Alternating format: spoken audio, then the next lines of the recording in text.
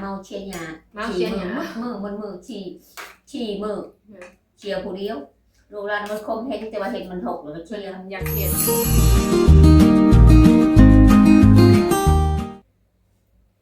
โดยสบายดีเด้อพ่อแม่พี่น้องเบิร์สุขุสุขคนเด้อมาพบพ่อกับน้องลาตีพี่น้องพบพ่อมื้อนี้กะมาเปิดคลิปอยู่เพื่อนพี่น้องสิมาเฮ็ดอยู่เฮ็ดกินเนาะมื้อนี้ได้หมักผักพี่น้องหน่วยหนึ่งเนาะอยู่ในตู้เย็นดนเลยเรียกว่าสิมาปอกแกงอ่อมพี่น้องมาอ่อมอยู่ในมื้อนี้มีหมอแดงว่ามันขำเลยนะคะเลยสิมาอ่อมอยู่ในเอาอ่อมใส่หม้อไฟฟ้าเอาหมักผักหน่อยหน่อยพี่น้องทางอ่านเพิ่นเอามาได้ใส่เนาะสิอ่อมกินไว้ในตู้พี่น้องจนแข็งเนาะโดนเติบเลยเพราะว่าเฮามานอนเฮือนเด้บ่มีผู้นอนนำ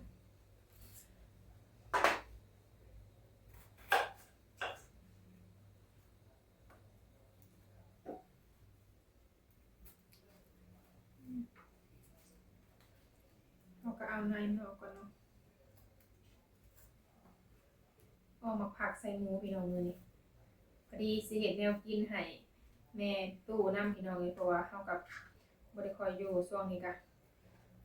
ได้เขียดได้หยังก็มาให้เพิ่นกินเนาะผัวกินบางทีก็แกงพี่น้องเพิ่นก็ได้แต่ว่าประเภทแบบใส่ข้าวเบื่ออย่างนี้บ่ได้ปานใดเนาะเพิ่นเป็นกระเพาะเนาะเพราะเพิ่นเป็นมาโดนแหละถ้าเฮาไปกินก็มันสิผิดท้องหันนะกินแบบได้อยู่ได้กินก็สิคาร่ำได้พี่น้องเวลาเฮาเฮ็ดก็ประเภทหรือว่าใส่ปลาแดกอีหยังหลายก็บ่ได้เนาะเพราะว่าเพิ่นเป็นมาโดนแล้วแต่สำหรับเฮาก็ยังหนุ่มเนาะพอกินได้พี่น้องแต่ว่าอายุหลายขึ้นพุ่นแหละสิฮู้ว่าเป็นแห้งส่ำใดพยายามกินข้าวใส่เนาะช่วงยามเช้าก็มาพักพอดีเพิ่นต้มหมูไว้พี่น้องไว้ทานนะเพิ่นต้มไว้ให้เพิ่นว่าให้ออมใส่เลยเด้มีหมูเนาะเพิ่นต้มจนเปื่อยเพราะว่าเพิ่นบ่มีแขวแล้วพี่น้องต้มเปื่อยแล้วพอดีเฮาก็สิมาใส่เลยก็ง่ายมีผักนางตูแล้วก็ผักหอมแล้วก็ผักหอมเปรย์อันนี้นะผักหอมเปรย์บ่หรือผักอีกนะออมใส่ข้าวเบื่อเอา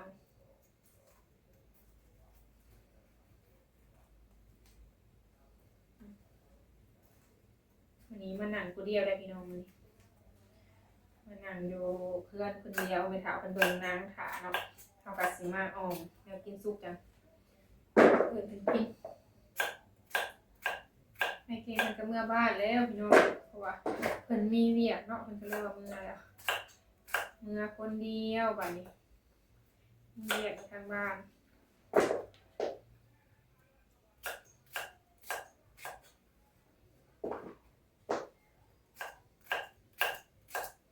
ส่วนรายกับสิเห็นแต่น้องละตีถ่ายคลิปอยู่ดินพุ่นแหละพี่น้องเพราะว่าเฮาก็เฮ็ดอยู่เฮ็ดกินอยู่พุ่นเนาะแต่ว่าอันนี้มานอนบ่มีผู้นอนแล้วก็ทางหน้าเพิ่นไปนอนบัดนี้เนาะเพราะว่าเฮาเป็นผู้หญิงเด้ย้านได้พี่น้องย้านคนนั่นแหละเนาะผีนี่บ่ย้านดอกพอดีมาแล้วก็เฮ็ดกินสู่เพิ่นกิน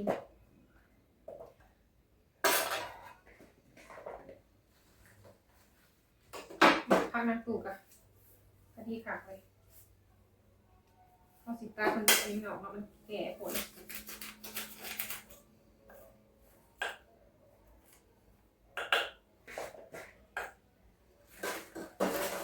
ผักบัวก็มี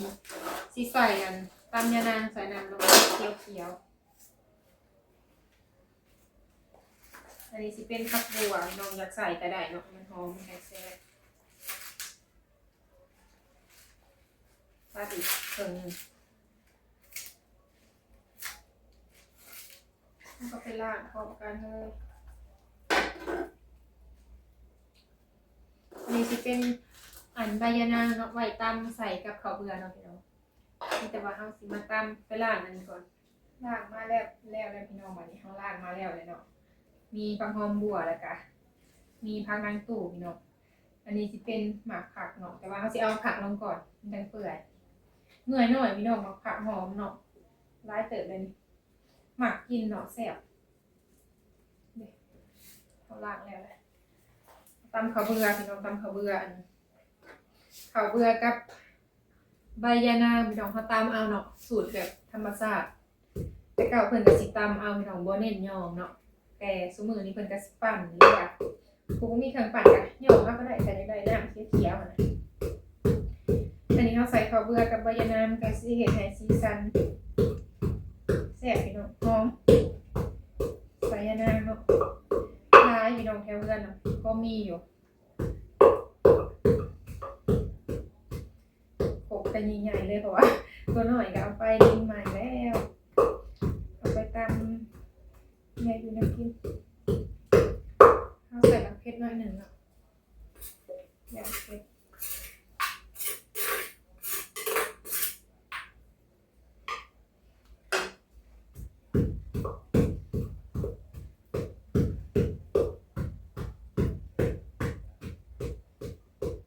แห้งมากแต่เก่าเพิ่นก็สิใส่แบบนี้เนาะแต่เดี๋ยวนี้นะใครก็ปั่นหรือว่าย่องเอาเอาผักลงก่อนแค่เดียวกับผลเลยนะเพราะว่าสิเป็นหมอไฟฟ้า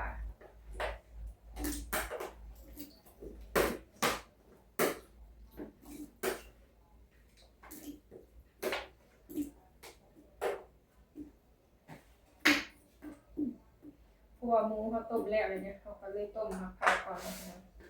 ทาให้ผักสิเปื่อยๆหน่อยๆเขาก็เอาหมูลงแล้วก็สิเอาเขาเบื่อลงเนาะตอนนี้เขาใส่น้ำไว้ก่อนก็ได้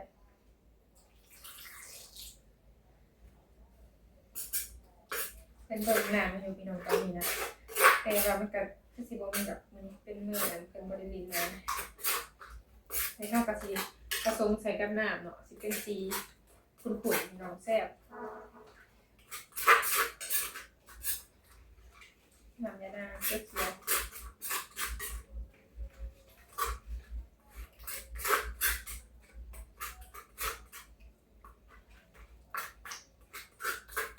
ถ้าให้หมอผดก่อนเขาจะมาใส่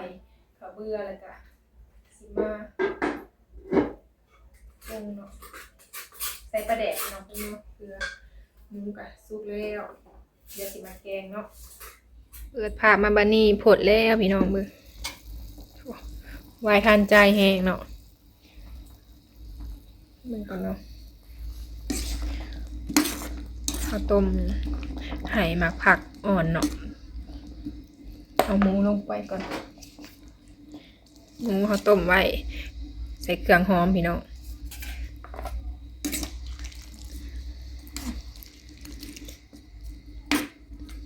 เพื่อนต้มเปื่อยๆเนาะมันจะกินได้เพราะว่าบ่มีแคลพี่น้อง ถ้าต้มบ่เปื่อยกะกินบ่ได้เนาะนี่ใส่ผักหอมลงไปบ่ได้เอาเป็นใบได้พี่น้องเอาแบบนี้เลยเนาะโหดกินเวลากินกะบ่ได้เด็ดเป็นใบ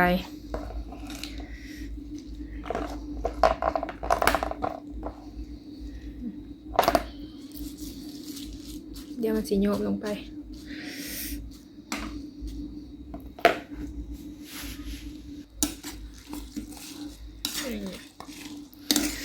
บรรยากาศหนาวพี่น้อง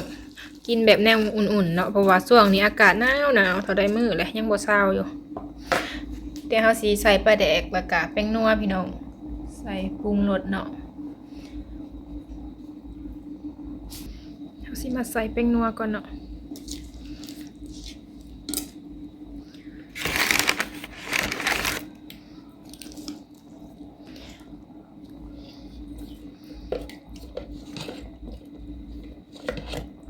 ใส่ปลาแดกพี่น้องน้อยหนึ่งเพราะว่าตัวนี้น่ะสิตากให้แม่เฒ่าก่อนเนาะเพราะว่าบ่ได้ใส่ข้าวเบื่อพี่น้องใส่ข้าวเบื่อให้เพิ่นน้อยเดียวเพราะว่าญาติเพิ่นกินบ่ได้และตอนสุดท้ายจังสิใส่หลายหั่นน่ะก็สิป้าไว้ให้พดก่อนจังสิมาใส่ตามหลังเนาะตอนสุดท้ายจังสิใส่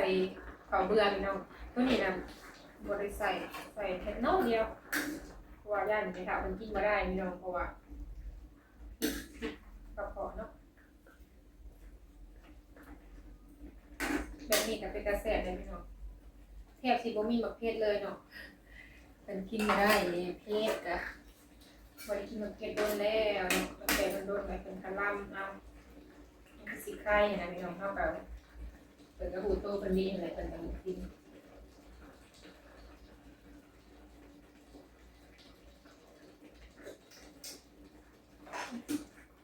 พอดีสิตักเอาเป็นบนเนาะมันนั่งกินบัวลายพี่น้องกินข้าวน้อยเดียวแต่ว่ากินได้กินโดนกินอะไรกินอีกนะลายเถื่อนกินเอาสิตักเอาให้เป็นก่อน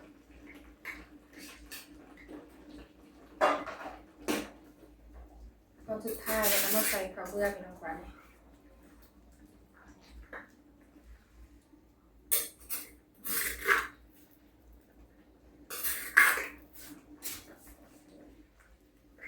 ตอนสุดท้ายก็สีเข้มข้นเลยนะพี่น้อง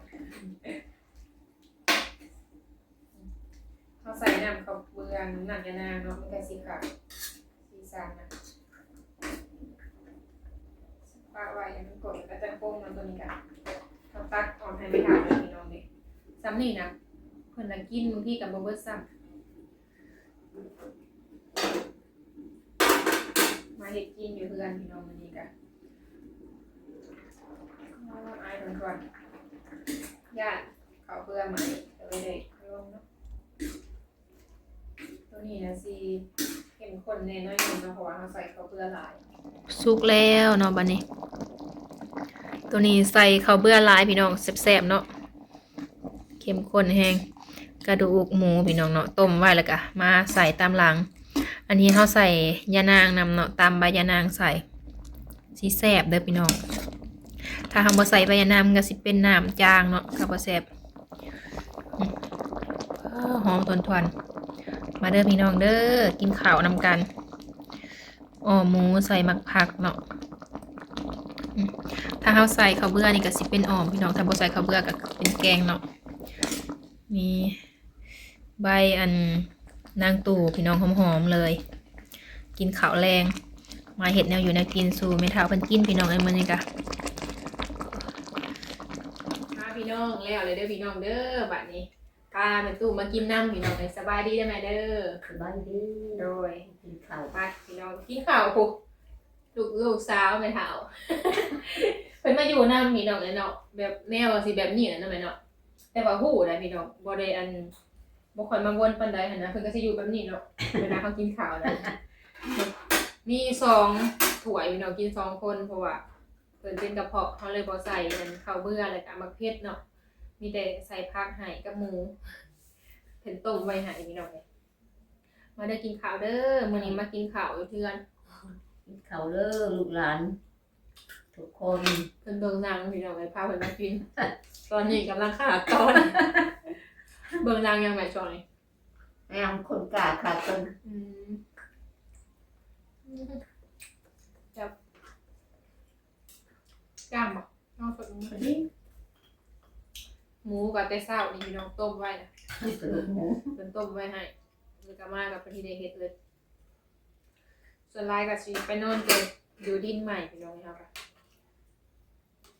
ล้วก็บ่ได้มาเลยเพราะว่ามาก็เที่ยวไปเที่ยวมาเนาะเนี่ย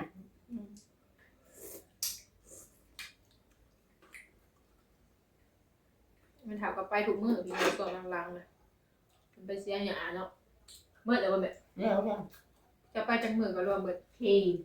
ไป4มื้อพี่น้องทั้งอ้ายผู้แลอันเพิ่นพาไปยามเว้นกะไปอันเสียหยาอยู่ดินบ่อนบ้านไสบุญเนาะแม่นเฮากับป้าไว้พี่น้องยังอยู่คือเก่า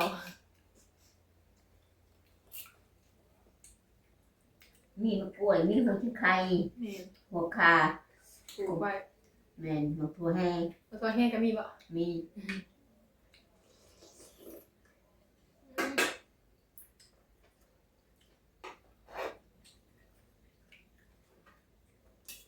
บริกรได้ไปเขาไปของกับบริถ่ายไปลงตัวงานมันเกี่ยงเนาะไปปลาเพิ่นใหม่เลยก็มา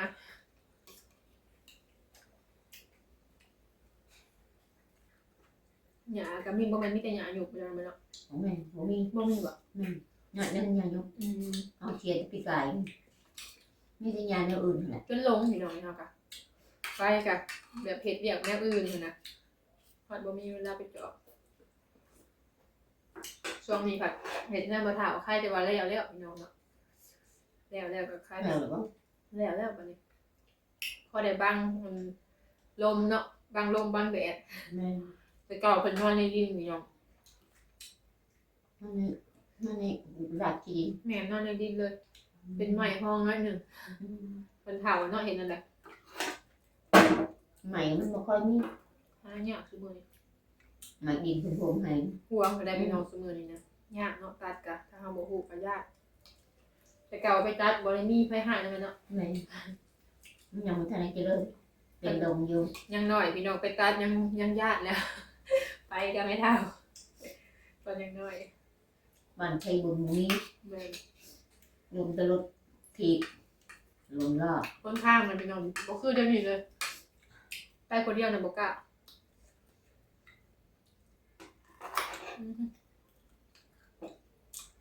ถ้าให้บ่ได้ค่อยอยู่พี่น้องมีแต่เบียกเพิ่นขึ้นห้องน้ำแล้วบ่แม่น2-3มื้อเลยเนาะ ทีแล้ว 4บ่ เอ้ยมือ ตัวอันปลาแรมเพิ่นพูดพี่น้องปลาแรมแล้วก็แม่จอยนะ ห้ามือนี่แหละห้ามือนี่แล้ว เพราะว่าเฮาแบบแยกมาเฮ็ดทางนี้น่ะนะ แล้วบ่มือนี่ แล้วถ้าเฮาสิเฮ็ดนำกันผัดมันสิบ่ได้เวียก แม่ ก็เลยว่าแยกกันเฮ็ดพี่น้องเฮาก็ซอยกันนั่นแหละบ่ได้จ้างเนาะต้องพูดซอยกันถ้าไปจ้างเพิ่นก็เสียหลายเนาะ ช่วยกันไป FC จะถามพี่น้องว่าอยากเห็นแม่ท่าบ่ได้ค่อยมาพี่น้องยามนี้ก็เป็น เชียร์ยาเมาเชียร์ยา มาเชียร์หยัง มือบนมือฉี่มือเชียร์ผู้เดียวโรงแรมมันคมเห็นแต่ว่าเห็นมันถกแล้วก็ เพิ่ เชียร์ นอยากเฮ็ดพี่น้อง แม่ เนาะเฮาสิอยู่ซื่อๆผัด อยู่ไรอยู่บ่ไร มันก็สิบ่อันนั้นเลยเนาะตอนโตเฮาก็แล้วก็คอยเฮ็ดไปถ้าว่าเฮาเมื่อยเฮาก็หยุด แล้วบัดเป็นปีไหนมีแม่ ปีหน้านะพี่น้องก็ขึ้นคือเก่าถ้าฝนทำไมน้องแห้งขึ้นไว คือเก้า ฝนตกแห้งขึ้นไว เป็นถกนี่แหละ สบายอย่างหนึ่งพี่น้องไปออกนอกกระทรวงนี้ถ้าฝนตกก็ฟังเบิ่งอันฝนตกเนาะว่าสิเป็นจังได๋เฮือนก็ได้ แต่ว่ายังดีแบบอย่างหนึ่งว่าเฮาแปลงแหน่แล้วหั่นน่ะแต่เก่าไปใส่กับผ้าเอามาเบิ่ง ตรง อืม เขามันตรง เอาซ้ำเลยพี่น้องขึ้นไป มีจักขู่มีจักจานมีจักหมอ หาแนวเฮ็ดกินบ่มีอยู่รุ่นค่ะ ญาติพี่น้องเลยเนาะเพราะว่าเฮาก็ญาติว่าโอ๊ยมันเปียกบ่แล้วเครื่องยังอยู่เฮือนก็ได้แต่อันนี้เฮาพังเบิ่งเพราะว่าขึ้นแป้งเลย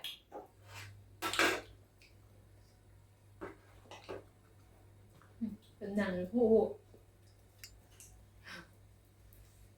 มีหมองอะไร ซื้อหม่องบ่นี่ แม่ โตใหญ่พี่น้องเนาะ หนังหม่อง ทางในท้องก็มีลูกบ่แม่ แม่ มาลูกก็ อยู่ต้นเนาะจะเห็นอะไรเพื่อนน่ะพี่น้องมีแต่สัตว์มันอยู่นะมากันมาอยู่จักโตไม่รวมเบิดน่ะ ชาม 3โต ไก่ นะ หนึ่งยังสอง เพราะว่าเฮาเลี้ยงบ่อยากแพ้บ่อยากลูกปานใดหันนะตัวนี้หาย่างอยู่เป๊ปซี่เนาะแข็งแรงก็ได้ แม่ เฮาพี่น้องพอได้มีแนวเฮาอยู่ใกล้ป่ามาอยู่นำอยู่แบบในเมืองก็บ่กล้าเลี้ยงปานใด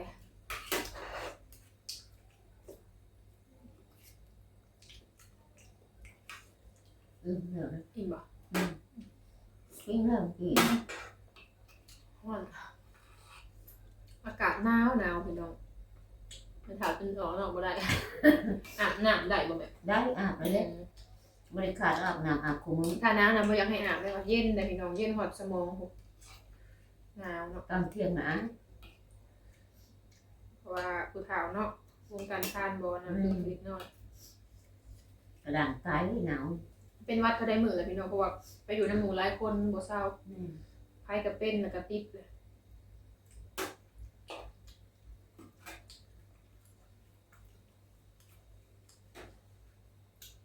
มีหมูนั่นมีหัวผังแกงด้วย นิดหน่อยข้าวมันสิบนิดหน่อยเลยอ่อนเป็นอ่อนเลย โอ้ หมักผักหน่อย ผักหอมเนาะอบ แ ใส่มะเขือบ่เผ็ดพี่น้องเพราะว่าช่วงนี้บ่ได้ค่อยได้กินข้าวเที่ยงเนี่ยย่านกระเพาะขึ้น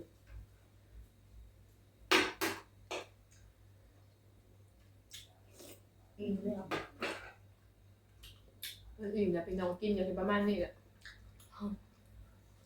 ข้าวกะ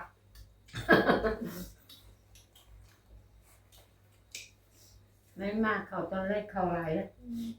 เกลือมากับแมวกับ ทั้งหมาทั้งแมวพี่น้องเลย นั่น ดู มาช้างแมวหนึ่ง รวมเบิดอยู่นำกันพี่น้องหายกันได้บ่ถือกันได้เนี่ย ก็กินอาหารก็ ถ้าแล้วเพิ่นสิไปเบิ่งนางพี่น้องไว้เนาะครับบ่อิ่มเลยแต่เพิ่นกินกะบกลงน้ามันดอก มาเฮ็ดกินข้าวพี่น้องมื้อนี้กะอยู่เฮือนแม่เฒ่าเพิ่นก็อิ่มแล้วพี่น้องไอ้บัดนี้เฮาก็อิ่มแล้วเพิ่นไปกินน้ำเนาะมีแต่ว่าจังใดกะสิขอจบคลิปแล้วพี่น้องมื้อนี้กะมาเฮ็ดกินอยู่เฮือนเนาะบ่ได้เฮ็ดกินโดนเลยพี่น้องหมักผักใส่หมูเนาะกินนำกันพี่น้องไอ้แม่เฒ่าเพิ่นก็ไปเบิ่งนางเลย มีแต่นางหม่องเลยอยู่ทางข้างโดยพี่แต่ว่าคลิปนี้ขอลาไปก่อนนะพี่น้องเด้อเนาะโดยถ้าพบพอคลิปหน้าพี่น้องโดยจากคลิปนี้ลาไปแล้วเนาะขอกล่าวคำว่าสบายดี